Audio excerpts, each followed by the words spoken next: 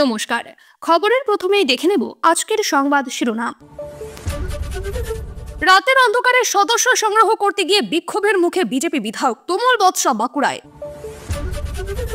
চলতি মাসেই মুর্শিদাবাদের রাম মন্দিরের সূচনা দিন ঘোষণা করে দিলেন অম্বিকানন্দ। জঙ্গি বলে কটাক্ষ, শওকত মোল্লার বিরুদ্ধে মানহানির মামলা নওশাদ সিদ্দিকীর। পিকনিক থেকে ফিরছিলেন, আচমকা ট্রাক্টরে ধাক্কা, চাপড়ার টিএমসি নেতার পকেট থেকে বেরিয়ে পড়ল আগ্নেয়াস্ত্র, গুলি। 48 ঘন্টার সময় দিলাম, তার মধ্যে যদি হাসিনার মতোই অবস্থা হবে ইউনূসের, মশাল হাতে ফের পথে বাংলাদেশের জনতা।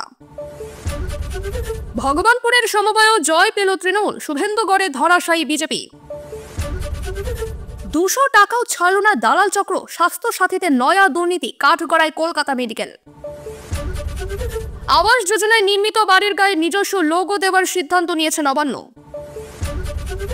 500 টাকার লোভ দেখিয়ে নাবালিকাকে শ্লীলতাহানি, কড়া শাস্তি দিল কোর্ট। রায় ঘোষণার অপেক্ষায় তিলোত্তমা, কোর্টে বক্তব্য শেষ সিভিকের। প্রিয় দর্শক, আজকের খবরগুলি অনেক গুরুত্বপূর্ণ, খবরগুলি সম্পূর্ণ শুনবেন। আসছে বিস্তারিত খবরে। কেন্দ্রীয় স্বরাষ্ট্রমন্ত্রী তথা বিজেপির second in command Amit Shah লক্ষ্য বেঁধে দিয়েছিলেন পশ্চিমবঙ্গ থেকে 1 কোটি সদস্য সংগ্রহ করতে হবে। পরের বছর রয়েছে বিধানসভা নির্বাচন, তার আগে কোমর বেঁধে ময়দানে নামার লক্ষ্য ধার্য করে দিয়েছিলেন অমিত শাহ। অমিত শাহর বেঁধে দেওয়া 1 কোটি সদস্য সংগ্রহের লক্ষ্যমাত্রা রাজ্যে যে পূরণ করা বেশ কঠিন, সেটা বঙ্গ বিজেপি নেতৃত্বের একাংশ মেনে নিয়েছেন। আর এর মধ্যেই রাতের অন্ধকারে গ্রামের সদস্য সংগ্রহ করতে গিয়ে বিক্ষোভের মুখে পড়লেন বিজেপি বিধায়ক, বাঁধল তুমুল বাক বিতণ্ডা। গ্রামবাসীদের সঙ্গে বিধায়কের বচসা হলো, জানিয়ে অগ্নিগর্ভ পরিস্থিতি বাঁকুড়ায়। যদিও বিজেপি বিধায়কের দাবি অশান্তি তৈরি করেছেন যারা, সকলেই তৃণমূল কংগ্রেসের কর্মী। অন্যদিকে বিজেপি বিধায়কের দাবি এটা কোনো বিক্ষোভ নয়, বরং এটা তৃণমূলের কয়েকজন কর্মীর কাজ। এলাকায় সদস্য সংগ্রহ অভিযান করা যাবে না, এই দাবি তুলে তৃণমূল কর্মীরা বিক্ষোভ দেখিয়েছেন বলে তার পাল্টা দাবি। বিধায়ক জানিয়েছেন তাদের কর্মসূচিতে গাত্রদাহ হচ্ছে বলেই এই ঘটনা ঘটিয়েছেন তৃণমূল কর্মীরা। স্থানীয় তৃণমূলের অঞ্চল সদস্যের দাবি, বিধায়ককে এলাকায় দেখতে পাওয়া যায় না, রাতে অন্ধকারে চোরের মতো এলাকায় এসে জোরপূর্বক সদস্য সংগ্রহ অভিযান করছিলেন, তাই গ্রামবাসীরা তার প্রতিবাদ করেছে। এই ঘটনায় তৃণমূল কংগ্রেস জড়িয়ে নেই, বিধায়কের কথা ভিত্তিহীন। মুর্শিদাবাদে বাবরি মসজিদ হবে বলে ঘোষণা করেছিলেন বিধায়ক হুমায়ুন কবির। এরপর ওই মুর্শিদাবাদেই রাম মন্দির তৈরির কথা বলা হয়। এবার একেবারে দিনক্ষণ ঘোষণা হয়ে গেল, ভিত্তিপ্রস্তর স্থাপন ও ভূমি পূজন হবে শীঘ্রই। আমন্ত্রণ জানানো হবে হুমায়ুন কবিরকে। কংগ্রেস নেতা অধীর চৌধুরীকেও ওই অনুষ্ঠানে আমন্ত্রণ করতে যায় কমিটি। গতকাল মুর্শিদাবাদের বহরমপুরে গিয়ে সাংবাদিক বৈঠক করে একথা জানিয়েছেন অম্বিকানন্দ মহারাজ। তিনি জানান, আগামী 22শে জানুয়ারি রাম মন্দিরের ভিত্তিপ্রস্তর স্থাপন হবে। জাতি, ধর্ম, বর্ণ নির্বিশেষে সবাইকে আমন্ত্রণ জানাচ্ছেন তিনি। প্রত্যেকের সমর্থন ও সাহায্যের জন্য তিনি আহ্বান জানিয়েছেন। অম্বিকানন্দ জানান, ভরতপুরের তৃণমূল বিধায়ক হুমায়ুন কবির আমন্ত্রিত থাকবেন ওই অনুষ্ঠানে। আমন্ত্রণ জানানো হবে অধীর চৌধুরীকেও। তিনি বলেন, বামপন্থীদের মধ্যে যারা ধর্মের আফিম না খোঁজে তাদের আমন্ত্রণ করা হবে। প্রধানমন্ত্রী নরেন্দ্র মোদী ও দেশের সব রাজ্যের মুখ্যমন্ত্রীদের আমন্ত্রণ জানানো হবে বলেও জানিয়েছেন তিনি। অম্বিকানন্দ আরও জানিয়েছেন, শুধুমাত্র মন্দির নয়, রাম মন্দিরকে ঘিরে হাসপাতাল, শিক্ষা প্রতিষ্ঠান ও অনাথ আশ্রমও তৈরি করা হবে। এলাকার উন্নয়নে বিভিন্ন ক্ষেত্রে কর্মসংস্থান হবে। তিনি জানান, মুর্শিদাবাদ অত্যন্ত স্পর্শকাতর এলাকা। 22শে জানুয়ারি সেখানে এক নতুন সূর্যোদয় দেখা যাবে। বঙ্গীয় হিন্দু সেনার তরফে আগেই রাম মন্দির তৈরির কথা ঘোষণা করেছিলেন অম্বিকানন্দ। তার আগেই হুমায়ুন কবির বাবরি মসজিদ তৈরির কথা ঘোষণা করেছিলেন। তিনি জানিয়েছিলেন, রাজনীতির সঙ্গে এর কোনো সম্পর্ক নেই। প্রকাশ্য মঞ্চ থেকে ভাঙড়ের বিধায়ক নওশাদ সিদ্দিকীকে একাধিকবার আক্রমণ করেছিলেন শওকত মোল্লা। সম্প্রতি সেই আক্রমণ আরও চড়িয়ে তাকে জঙ্গি বলে কটাক্ষ করেন ক্যানিং পূর্ব বিধানসভার তৃণমূল বিধায়ক। এবার সেই ইস্যুতে আদালতের দ্বারস্থ হলেন আইএসএফ বিধায়ক। এবার সরাসরি মানহানির মামলা করলেন তিনি। গতকাল শওকত মোল্লার বিরুদ্ধে ব্যাংকশাল কোর্টে এই মামলা রুজু করা হয়েছে। এই ধরনের কুরুচিকর মন্তব্য থেকে যাতে তৃণমূল বিধায়ক বিরত থাকেন, সেজন্য এই মামলা করা হয়েছে বলে জানা গিয়েছে। বিধানসভা নির্বাচনে ভাঙড়ে আইএসএফ নেতা নওশাদ সিদ্দিকী জয়ী হন। তৃণমূলের সঙ্গে আইএসএফ এর একাধিক সময় বিবাদও দেখা গিয়েছে। আইএসএফ বিধায়ককে লোকসভা ভোটের সময় নিশানা করে আক্রমণ করেছেন আরাবুল ইসলামও। বেশ কয়েক মাস ধরে শওকত মোল্লাও নওশাদ সিদ্দিকীকে উদ্দেশ্য করে তীব্র কটাক্ষ করেছেন। ভাঙড় এবং ক্যানিং পূর্ব বিধানসভা এলাকার বেশ কিছু প্রকাশ্য মঞ্চ থেকে ভাঙড়ের বিধায়ক নওশাদ সিদ্দিকীর বিরুদ্ধে জঙ্গি বলে কটাক্ষ করেছিলেন ক্যানিং পূর্বের বিধায়ক শওকত মোল্লা। সামাজিক মাধ্যমে সেই বক্তব্য ছড়িয়ে যায়। প্রকাশ্য মঞ্চ থেকে জঙ্গি বলায় অপমানিত বোধ করেছেন বিধায়ক, সেজন্যই ব্যাংকসাল কোর্টে মামলা করলেন তিনি। এ বিষয়ে নওশাদ সিদ্দিকী বলেন, আমি কোর্টের কাছ থেকে জানতে চাইছি, কোর্ট আমাকে সার্টিফিকেট দিয়ে জানাক আমি জঙ্গি কি না। এভাবে প্রকাশ্য মঞ্চ থেকে আমার বিরুদ্ধে যে কুরুচিকর মন্তব্য করছেন তাতে আমি যথেষ্ট অপমানিত। এ বিষয়ে ক্যানিং পূর্বের বিধায়ক শওকত মোল্লা বলেন, বিগত পঞ্চায়েত ভোটের নির্বাচনে যেভাবে কেন্দ্রীয় বাহিনীর উপরে গুলি চালানোর ঘটনা ঘটেছিল, পুলিশকে খুন করার চেষ্টা হয়েছিল, তাতে জঙ্গি বলাতে কোনো অন্যায় নেই, আইনি লড়াই চলবে। ফের তৃণমূল নেতার পকেট থেকে উদ্ধার আগ্নেয়াস্ত্র গুলি। চাপড়ায় পিকনিক থেকে ফেরার পথে মোটর বাইক নিয়ে ট্রাক্টরে ধাক্কা আজিজুল বিশ্বাসের। দুর্ঘটনার পর রাস্তায় পড়ে গেলে পকেট থেকে বেরিয়ে পড়ল আগ্নেয়াস্ত্র গুলি। তৃণমূল নেতা আজিজুল বিশ্বাসের পকেট থেকে পড়ে যাওয়া আগ্নেয়াস্ত্র ও গুলি উদ্ধার করল চাপড়া থানার পুলিশ। এত অস্ত্র আসছে কোথা থেকে, প্রশ্ন স্থানীয়দের। প্রায় প্রতিটা ভোটের আগেই রাজ্যের জেলায় জেলায় আগ্নেয়াস্ত্র বোমা উদ্ধার হয়। সেই তালিকায় উত্তর 24 পরগনা, দক্ষিণ 24 পরগনা, মালদা, মুর্শিদাবাদ সহ একাধিক জেলার নাম উঠে আসে প্রায় প্রতিবারই। কখনো কখনো উদ্ধার সম্ভব হয় না, ঘটে যায় অঘটন। যত্রতত্র বোমা ছড়িয়ে থাকার একাধিক উদাহরণ রয়েছে এ রাজ্যে। কখনো বোমা বর্ষণের ঘটনায় একাধিক মায়ের কোল ফাঁকা হয়েছে। অতীতে বোমাকে বল ভেবে প্রাণ হারিয়েছে একাধিক শিশু। ঠিক তার আগেই এই আগ্নেয়াস্ত্র উদ্ধারের ঘটনায় বড় প্রশ্ন তুলে দিল। সূত্রের খবর, ধৃতের ভেড়ি ও মাটির কারবার রয়েছে তৃণমূলের অঞ্চল কমিটির সদস্য শুকুর আলীর। যদিও এর পিছনে বিরোধীদের ষড়যন্ত্র দেখছে তৃণমূল। তৃণমূল সরকারের সাফল্য শুধু বেআইনি অস্ত্র কারবারে কটাক্ষ বিজেপির। এর আগে মুর্শিদাবাদের ডোমকলে মিষ্টি ব্যবসার আড়ালে পর্দা ফাঁস হয়েছিল অস্ত্র কারবারের। এবার উত্তর 24 পরগনার শাসনে উদ্ধার হয়েছিল বিপুল পরিমাণ অস্ত্র। রাজ্য পুলিশের স্পেশাল টাস্ক ফোর্সের জালে শাসক দলের নেতা ভোটের আগে ও পরে বারবার জেলায় জেলায় অস্ত্র উদ্ধারের ছবি ধরা পড়েছে। কারো হাতে মশাল, কারো হাতে লাঠি, ভাঙচুর করা হচ্ছিল সরকারি দফতর। গত বছর এই পরিস্থিতি দেখেছিল বাংলাদেশ। আবারও কি নতুন বছরে দেখতে হবে সেই একই ছবি? কারণ এবার বাংলাদেশের জনতার ক্ষোভের মুখে সে দেশের সরকার। অন্তর্বর্তী সরকারের প্রধান উপদেষ্টা মোহাম্মদ ইউনূসকে 48 ঘন্টার সময় দেওয়া হয়েছে।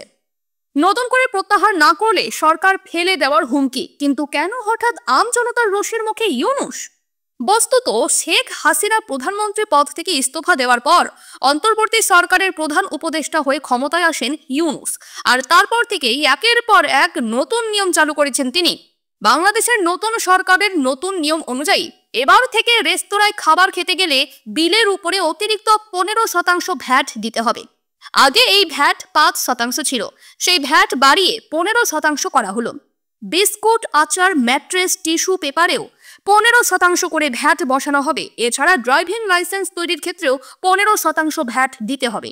এরপরে ক্ষোভে ফেটে পড়েন আম জনতা। তাদের দাবি, নাগালের বাইরে চলে গিয়েছে দ্রব্যমূল্য। বিভিন্ন অত্যাবশ্যকীয় ভোগ্য পণ্যের দাম আকাশ ছোঁয়া। এর মধ্যেই বিভিন্ন জিনিসের উপর কর বাড়িয়েছে ইউনূস সরকার। দাম বেড়েছে রান্নার গ্যাসেরও। শিল্পক্ষেত্রে গ্যাসের দাম 2.5 গুণ বাড়ানোর প্রস্তাব দিয়েছে ইউনূস সরকার। আর এসবের মধ্যেই তীব্র প্রতিবাদে রাস্তায় নেমেছেন বাংলাদেশের জনগণ। তারা হুমকি দিয়েছে সরকারকে উৎখাত করার। বেঁধে দেওয়া হয়েছে 48 ঘন্টার সময়সীমা। এর মধ্যে গ্যাস সহ অন্যান্য জিনিসের উপর আরোপ করা কর কমানো না হলে ছাত্র জনতাকে নিয়ে সরকারের বিরুদ্ধে তীব্র আন্দোলনের ডাক দিয়েছে বাংলাদেশ জাগ্রত জনতা। এ প্রসঙ্গে আজমল জিহাদ নামে এক ব্যক্তি বলেন, শেখ হাসিনাও কর আরোপ করেছিলেন, তার একটা সীমা ছিল। তবে বর্তমান সরকার ছাত্র জনতার গণ অভ্যুত্থানের সরকার। সেই সরকার যখন জনগণের উপর কর আরোপ করেন, চাপিয়ে দিতে চান, তখন কোনোভাবে আমরা তা মেনে নেব না। 48 ঘন্টা সময় দিলাম, তার মধ্যে যদি এই সিদ্ধান্ত বদল না হয় তাহলে সারা বাংলাদেশ অচল করে দেব। আবারও ধরাশায়ী পদ্ম শিবির। বিজেপির হাত থেকে সমবায় সমিতি ছিনিয়ে নিল তৃণমূল কংগ্রেস।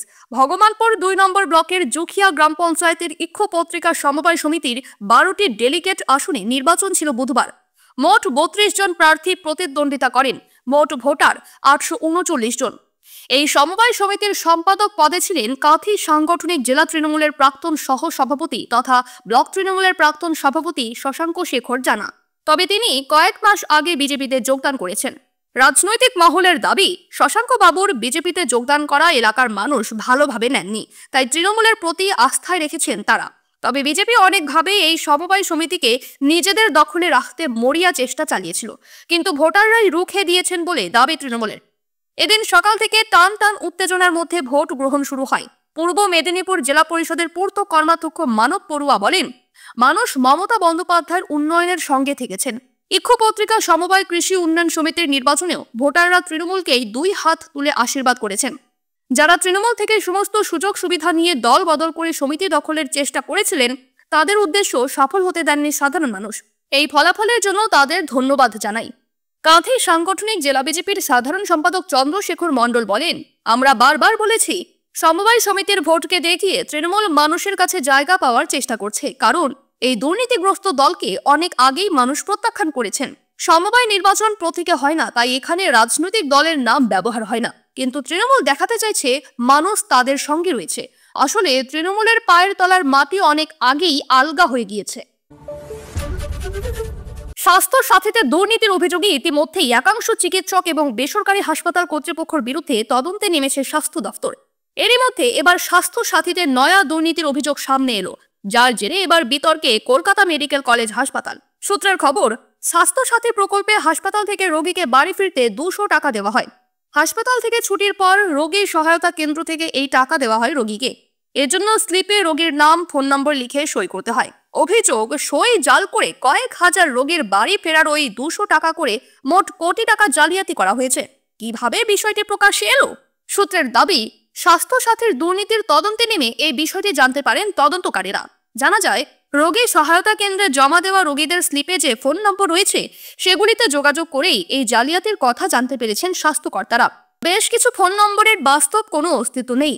কয়েকটির আবার ফোন ধরে অপর প্রান্ত থেকে দাবি করা হয়েছে রং নাম্বার, যা থেকে মনে করা হচ্ছে রোগীদের সই জাল করে অন্য নম্বর দিয়ে এই টাকা হাতিয়ে নেওয়া হয়েছে।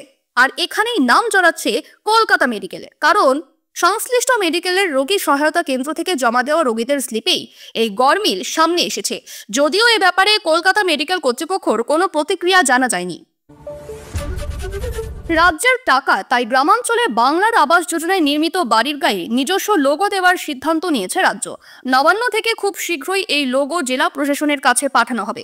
জেলা শাসকদের কাছে পঞ্চায়েত ও গ্রামোন্নয়ন দফতরের পাঠানো স্ট্যান্ডার্ড অপারেশন প্রসিডিওরের কথা জানিয়ে দেওয়া হয়েছে।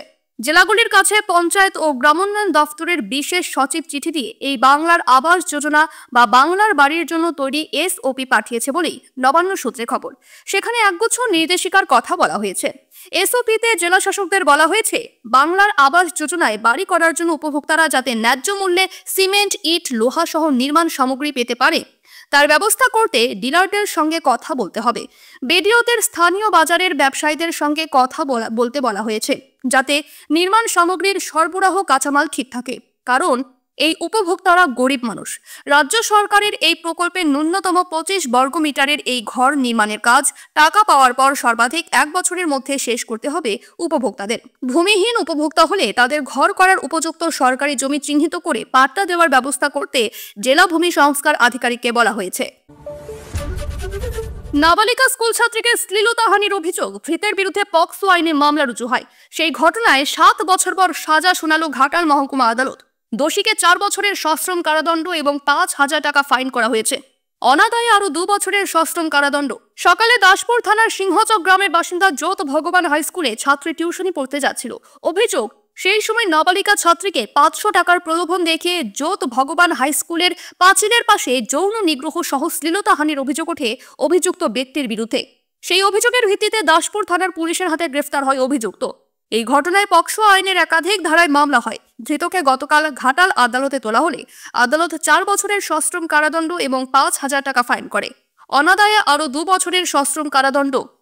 আজ বৃহস্পতিবার ঘাটাল মহকুমা আদালতের অ্যাডিশনাল ডিস্ট্রিক্ট অ্যান্ড সেশন জজ ময়ূর মুখোপাধ্যায় এই সাজা ঘোষণা করেন, এমনটাই জানিয়েছে ঘাটাল মহকুমা আদালতের সরকার পক্ষের আইনজীবী মনোরঞ্জন মণ্ডল। এতক্ষণ খবর শুনছিলেন বীরভূম নিউজ টিভি চ্যানেল থেকে। খবর আজকের মতন এই পর্যন্তই।